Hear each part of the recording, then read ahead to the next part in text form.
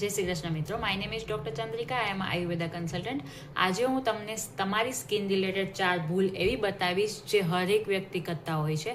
પહેલી ભૂલ કે જ્યારે તમને પિમ્પલ્સ થાય છે ત્યારે તમારે પિમ્પલ્સને ફોડવાનું નથી. જો આવું કરશો તો તમારે ત્યાં પિમ્પલ્સ વધારે થવાના ચાન્સીસ છે અથવા તો પિમ્પલ્સનો બ્લેક ડોટ્સ પડવાના ચાન્સીસ છે. બીજી ભૂલ કે જ્યારે તમે સ્ક્રબ કરો છો ત્યારે વધારે પડતું ઘસવાનું નથી. આવું કરશો તો તમારે વધારે ત્યાં ઇરિટેશન અથવા તો બર્નિંગ થવાના ચાન્સીસ વધી જશે. ત્રીજી ભૂલ, જ્યારે તમે ફેસ પેક લગાવો છો ત્યારે ફેસ પેકને 10થી 15 મિનિટ કરતાં વધારે નથી રાખવાનું. જો 10થી 15 મિનિટ કરતાં વધારે રાખશો તો તમારે ત્યાં પોર્સ હોય છે તે બ્લોક થવાના ચાન્સીસ છે અને પિમ્પલ્સ વધારે થવાના ચાન્સીસ છે.